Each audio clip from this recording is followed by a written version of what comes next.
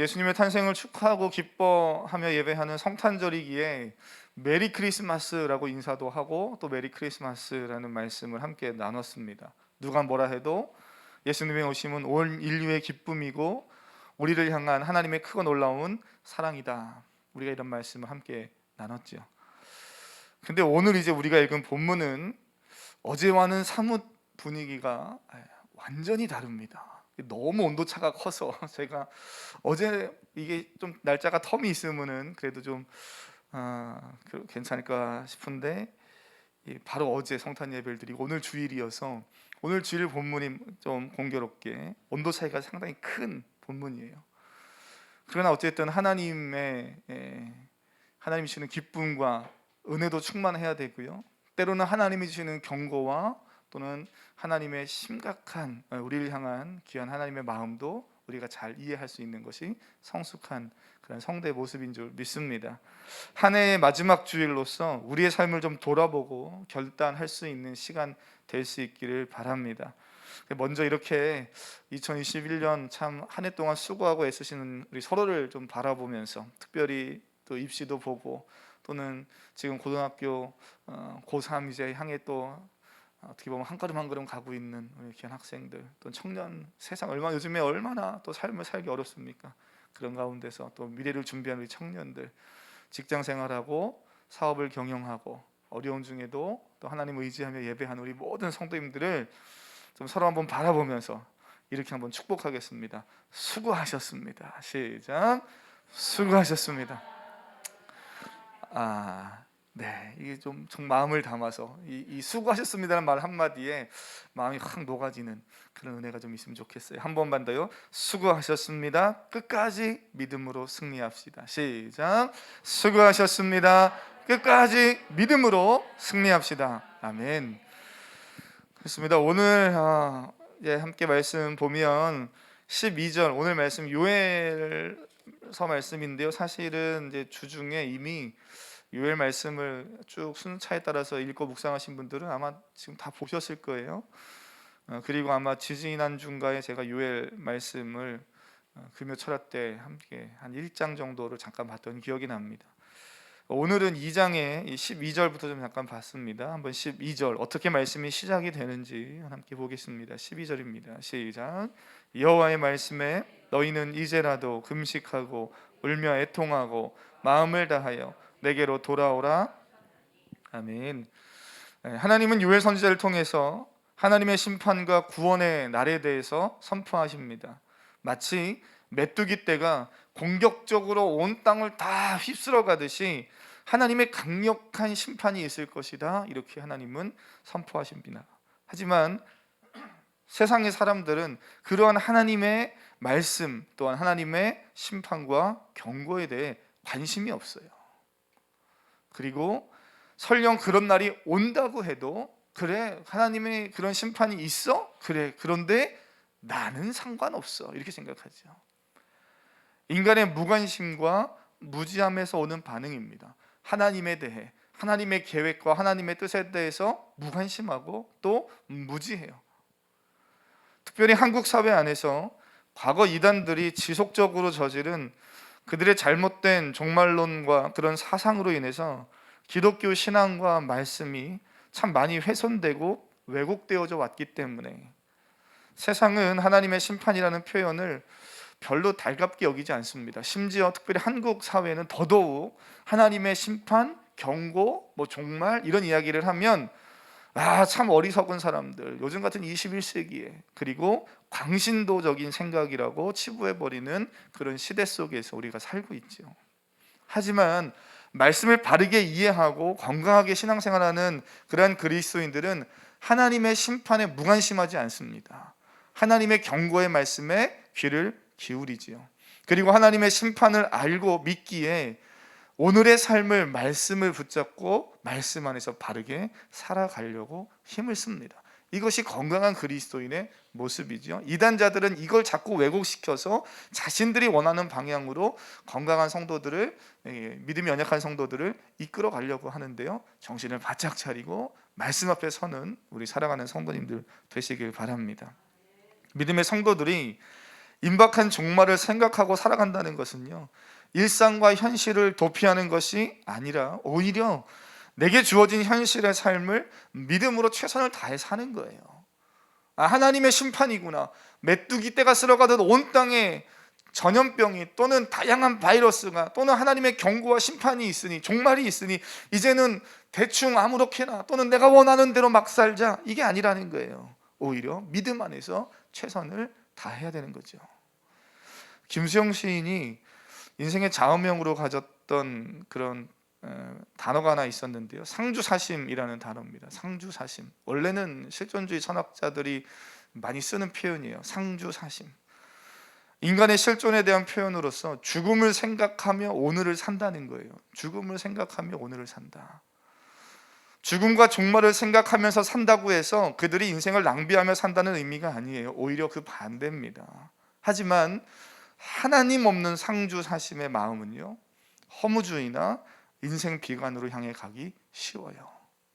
아무리 인간이 좋은 생각과 좋은 의도를 가지고 어떤 사상을 만들고 철학을 만들어도 그 안에 하나님이 빠지면 그것은 쉽게 엉뚱한 방향으로 흘러가기 쉽습니다. 사랑하는 성도님, 우리 인생에 하나님이 늘 계셔야 돼요. 하나님 안에서 믿음으로 사는 성도들에게 어쩌면 사실 성경적인 표현은 아니지만 상주사심, 오늘 죽음을 생각하며 오늘을 사는 것, 인생의 종말이 있음을, 하나님의 마지막 때가 있음을 기억하며 사는 것, 사실 이건 참 중요하다 저는 생각이 돼요. 오늘이 마지막처럼 종말론적 시각을 가지고 살아가는 성도들은 믿음 안에서 보다 더 적극적으로 오늘을 사는 거지요. 본질적인 차이가 있어요. 하나님을 바라보며 하나님이 이루실 마지막 때를 향해서 그 하나님의 마지막 때를 기다리며 오늘의 최선을 다한다는 거죠. 하나님이 있는가 하나님이 없는가는 엄청난 차이가 있는 거예요. 오늘 본문에서도 2장 1절로 한번 올라가 보시겠습니까? 12절부터 오늘 회개하라 하는 말씀을 봤는데요, 한번 2장 1절부터 보면 왜 하나님이 이런 말씀들을 하시는가. 1절에 보면 여호와의 날이 이르게 되었다, 이제 임박했다, 이렇게 말씀하고 있기 때문입니다. 하나님의 심판이 가까이 다가왔다는 거죠.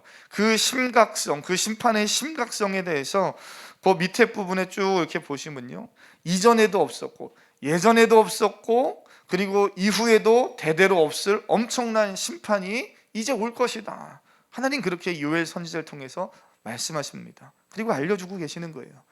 11절 한번 읽어보시겠습니까? 11절에서도 동일하게 이렇게 말씀해요. 함께 읽습니다. 시작. 여호와께서 그의 군대 앞에서 소리를 지르고 그의 진영은 심히 크고 그의 명령을 행하는 자는 강하니 여호와의 날이 크고 심히 두렵도다 당할 자. 아멘. 여호와의 날이 크고 심히 두렵다 당할 자 누구랴? 그러면서 11절에서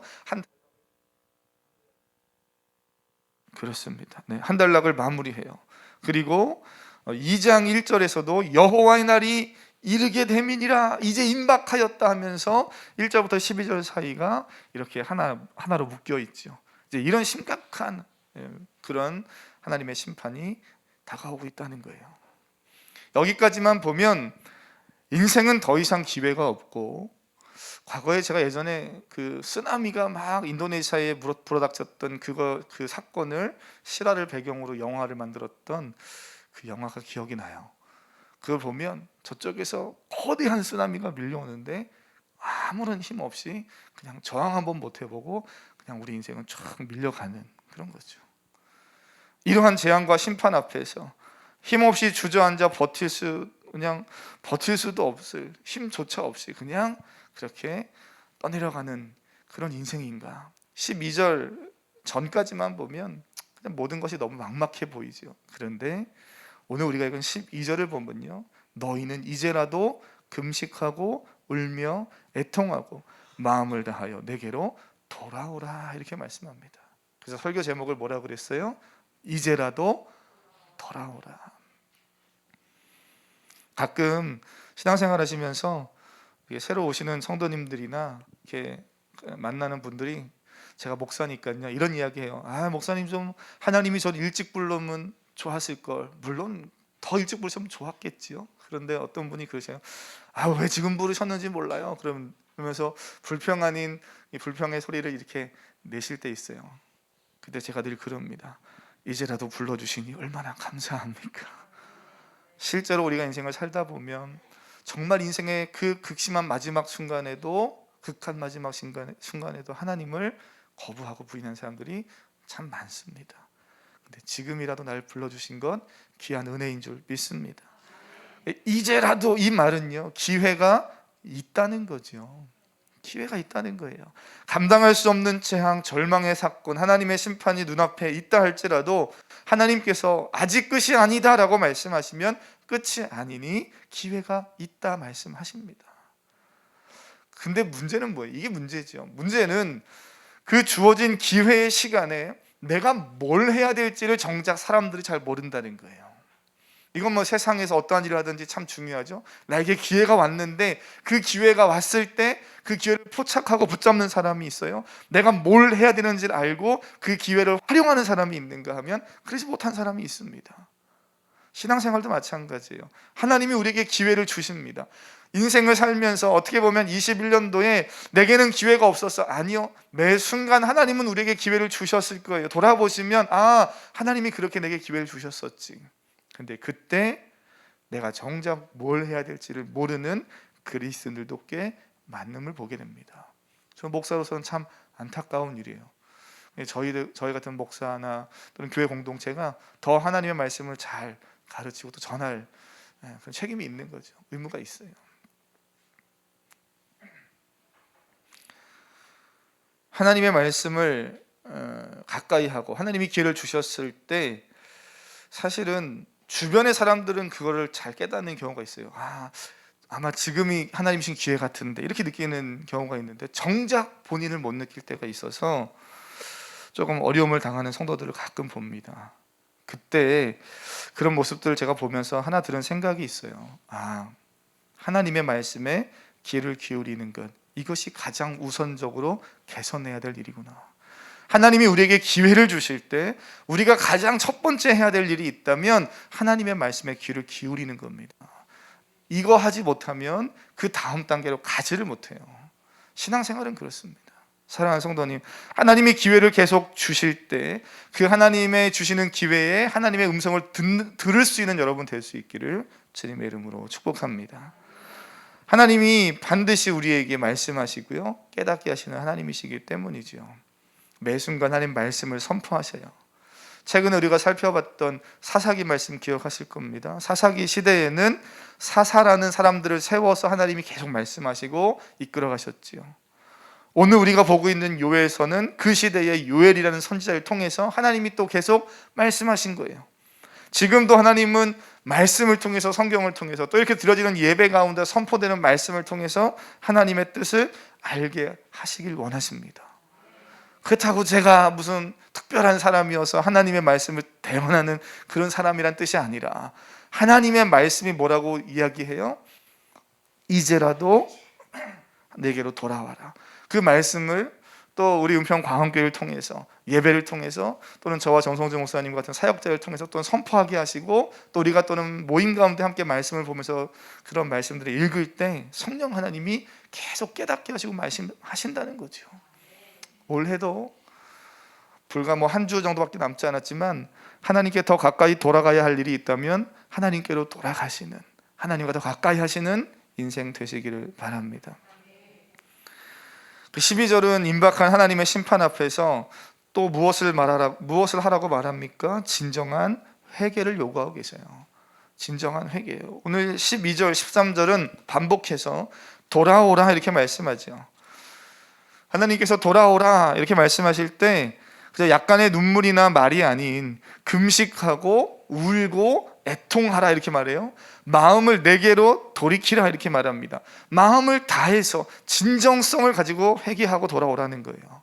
그러면서 또 13절에 너희는 옷을 찢지 말고 마음을 찢고 여호와께 돌아오라 그럽니다.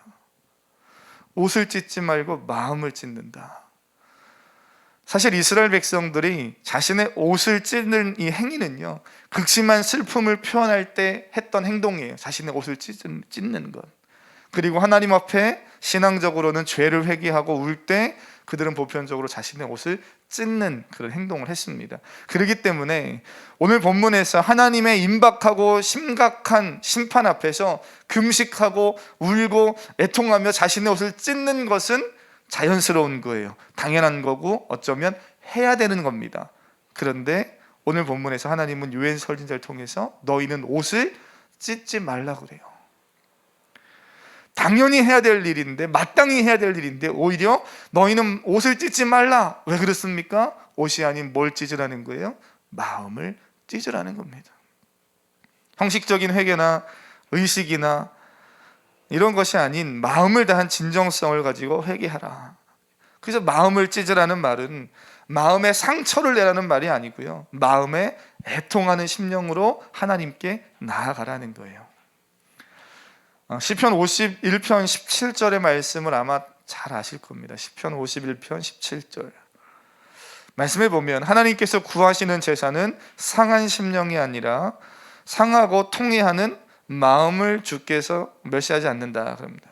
하나님께서요, 정말 기뻐하시는 예배는 상한 심령으로 드리는 거예요. 상한 심령이라. 혹시 말씀을 보여줄 수 있으면 시편 51편 17절 좀 한번 같이 읽어보면 좋을 것 같습니다. 말씀을, 성경을 가지고 계신 분들은 시편 51편 17절. 하나님께서 구하시는 제사, 하나님이 기뻐하시는 것이 무엇인가? 한번 시편 51편 17절 읽어보겠습니다. 시작. 하나님께서 구하시는 제사는 상한 심령이라.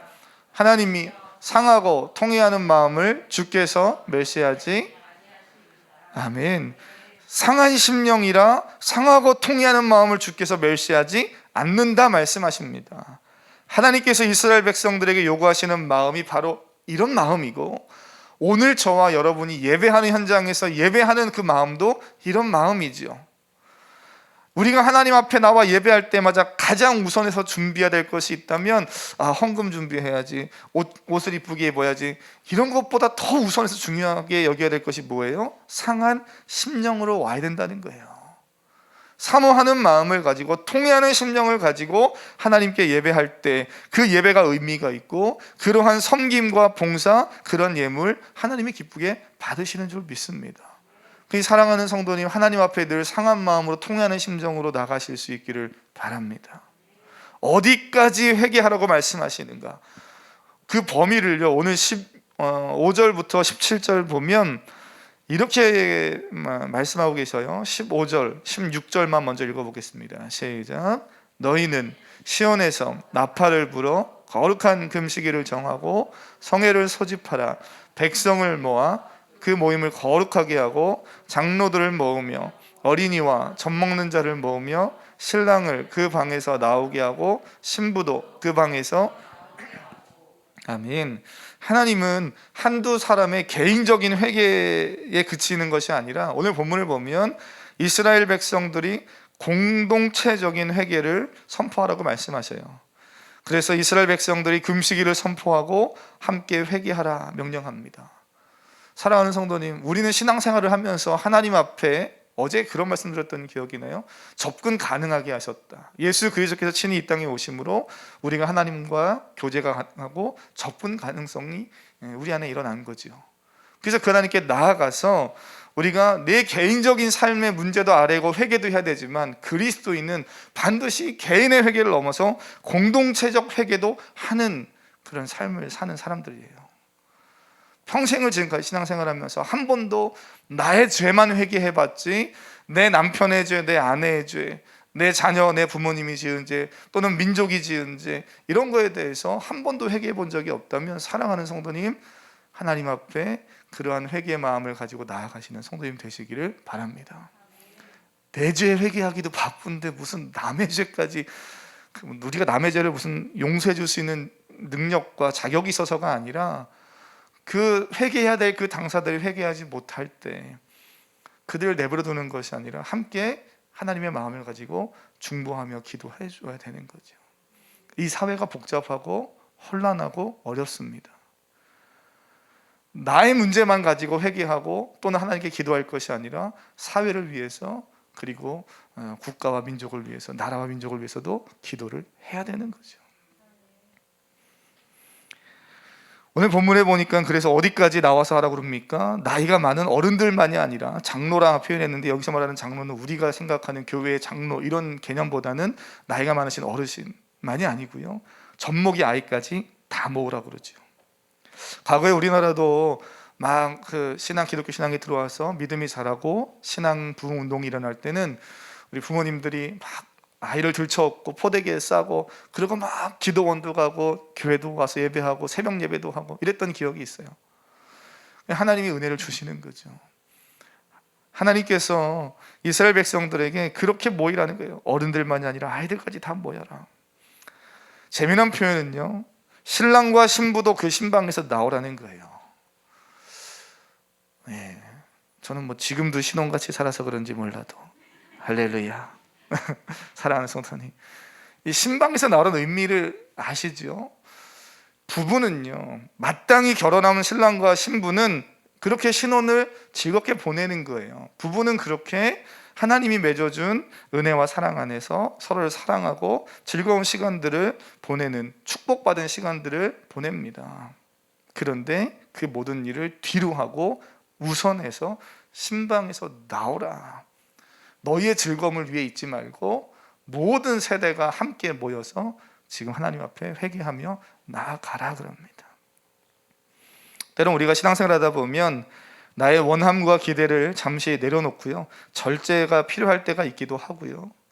그런 경험 있으십니까? 내가 원하는 거 있고 내가 하고 싶은 거 있지만 때론 하나님이 절제하게 하실 때 있어요. 또는 개인의 회개를 넘어서 가정과 사회와 민족과 아픔의 고통을 놓고 부르짖게 하실 때도 있습니다. 사랑하는 성도님, 저는 우리 성도님들이 우리 교회 안에 이런 기도의 일들이, 이런 회개의 일들이 많이 일어나기를 주님의 이름으로 간절히 축복합니다.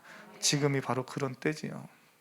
이러한 회개가 있는 곳에 하나님은 언제나 새로운 길을 여시고 회복과 은혜를 주셨습니다. 하나님과 멀어진 부분이 있다면 올 한 해 하나님께 가까이 가시고, 회개하고 결단해야 될 부분이 있다면 상한 심령으로 하나님께 나아가시길 바랍니다. 하나님이 은혜 주십니다. 이러한 진정한 회개가 있을 때 하나님은 너희를 돌아오게 하시겠다 말씀하셔요. 오늘 말씀을 보면서 돌아오라 이렇게 말씀하지만 이 표현을 좀 더 적극적으로 의역을 그냥 한다면 저는 이렇게 들려요. 내가 너희를 회복하겠다. 하나님이 이스라엘 백성들을 향해서 돌아오라, 너희의 행동으로 돌아오라 말하지만 저는요, 하나님이 내가 너희를 회복하겠다, 그러니 돌아오라 이렇게 말씀하는 것처럼 들려져요. 돌아오라고 하시니까요, 마치 하나님이 우리를 향해서 돌아오라 그러니까 마치 내가 내 힘으로 돌아올 때 용서받는 거지, 내 힘으로 내가 뭔가 결단하고 행동하면 하나님이 용서해 주시지라고 착각하기 쉬운데요, 그렇지 않습니다. 물론 돌아가는 그런 사람의 행동, 그런 어떤 회개의 자세 당연히 필요하지만 그 이전에 우선해서 돌아오는 사람을 받아주는 사람의 사랑과 용서가 있어야 이 다음이 전개가 되고 진행이 되는 거예요. 하나님이 계속해서 이스라엘을 향해 돌아오라, 회개하라라고 말씀하시는 것은 하나님이 그들을 그렇게 돌아오게 하시겠다는 마음이 있으신 거고요, 거기에는 하나님의 사랑이 있고 하나님의 은혜가 있기 때문입니다. 그래서 13절에 뭐라고 그러십니까? 그 하나님의 성품을 표현해 주지요. 13절에 보니까 중반쯤 보면요, 그는 은혜로우시며 자비로우시며 노하기를 더디하시며 인애가 크시사 뜻을 돌이켜 재앙을 내리지 아니하시나니. 할렐루야. 한번 고백해 보겠습니다. 하나님은 은혜로우시며 자비로우시며 노하기를 더디하시며 인애가 크십니다. 할렐루야. 하나님 그렇게 멋지신 분이에요. 저는 아이들 방에 크게 붙여놨으면 좋겠어요. 하나님은 이런 분이시다. 그걸 보고 또 막 이용하면 안 되겠으나 뭐 그런 분들은 아니고 우리 자녀들 그 정도의 믿음은 아니라고 생각해요. 언제나 우리가 때로는 실수할 수 있습니다. 내가 열심히 도전했지만 잘 안 돼서 인생이 무너질 때 있어요. 그러나 그때마다 하나님은 은혜로우시다, 하나님은 자비로우시다, 하나님은 노하기를 더우시다, 인애가 크셔서 내가 다시 일어나길 원하시고 내가 믿음을 도전해 갈 때 하나님은 내게 힘을 주신다. 그 하나님을 믿음으로 바라보는, 그런 하나님을 아버지로 두고 살아가는 그러한 자녀, 그런 인생, 그런 성도님의 삶에는 하나님의 늘 돌보시는 은혜가 있는 줄 믿습니다. 이러한 하나님의 성품과 사랑이 있기에 우리는 하나님께 돌아가는 거예요. 이런 생각을 해봐요. 그렇게 돌아오라 그러는데, 마치 어린 초등학교 아이가 집 밖에 놀이터에서 해가 지도록 친구들과 노느라고 정신없이 막 놀고 있어서 엄마가 돌아오라고 부르는 그 반복되는 외침에도 아랑곳하지 않고 자기 할 일, 자기 노는 일에 빠져 있는 그런 아이의 모습처럼 돌아오라 하는데 이스라엘 백성들이 돌아오지 않아요. 그런데 그렇게 말 듣지 않는 이스라엘 향해서 하나님은 포기하지 않고 돌아오는 기회를 계속 주고 계시죠. 하나님은 그들이 돌아오길 원하시고 그들을 기쁘게 맞아주시기를 원하십니다. 14절에 주께서 혹시, 이 혹시라는 표현 때문에 주께서 그렇게 우리가 하나님께 부르짖으면, 돌아가면 혹시 하나님이 우리를 용서하시겠는가, 용서할 마음이 없는데 우리가 회개했기 때문에 하나님이 마음을 돌이키셨나, 이렇게 생각할 수 없는 거예요. 사랑하는 성도님, 이미 우리를 용서하시고 회복하길 원하시는 하나님이 바로 거기 계시고 그 자리에서 저와 여러분을 부르고 계시기 때문에 오늘 그것이 은혜이고 그것이 복인 줄 믿습니다. 돌아갈 기회가 아직 있기 때문이죠. 어쩌면 이 코로나19로 작년과 올해를 보내면서 인간의 삶에도 또 하나님이 창조하신 자연세계에도 참 몸살을 앓고 있는데, 이 속에서 우리가 불평만 할 것이 아니라 이 모든 과정을 지나는 동안 하나님이 그곳에 함께 계셔서 새롭게 하시길 원하시고 회복하기 원하시는 하나님이 오늘 저와 여러분을 계속 부르고 계시다는 것을 우리는 기억해야 합니다. 나를 회복하시고 나의 무너졌던 사업과 재물과 이런 걸 회복하시구나, 이런 것만 생각하지 마시고요. 자꾸 인간적이고 세상적인 것만 생각하지 마시고 나를 왜 부르시는가, 우리가 하나님 앞에 회개하고 이 시대적 회개의 제목을 가지고 하나님께 회개하며 하나님 앞에 믿음으로 나아갈 때 하나님은 이 지금 처해 있는 모든 상황들을 회복하시길 원하시고 회복하실 줄 믿습니다. 그런 마음으로 하나님의 부르심 앞에 나아가는 거죠. 결국 하나님이 선지자를 통해 심판의 메시지를 선포하는 이유가 뭔가? 공포를 주기 위함이 아니라 죽이고 멸하기 위함이 아니라는 거예요. 하나님은 여전히 기회를 주시고 살리길 원하십니다. 우리 교회가 이 마지막 때에 어떻게 보면 이 어렵고 힘든 시대를 살면서 하나님의 성탄의 기쁨도 나눠야 되고, 또는 이웃과 어려운 소외된 그런 주변의 사람들과 사랑도 나눠야 되겠지만, 그런 은혜와 사랑만 이야기하고 끝나는 것이 아니라 그건 반쪽이죠. 이 시대가 가지고 있는 이 죄와 악을 보면서 먼저 우리가 하나님 앞에 회개하고 또 그들 앞에 하나님의 심판의 메시지도 바르게 잘 전달할 수 있어서 그들을 두려워하고 떨게 하는 것이 아니라, 그러나 그 하나님께 돌아오면 소망이 있다, 그 하나님께 돌아올 때 하나님이 은혜를 주신다 선포할 수 있는 이 건강한 교회, 성도의 모습을 잘 갖게 되기를 주님의 이름으로 축복합니다. 우리 이 찬양 함께 좀 고백하고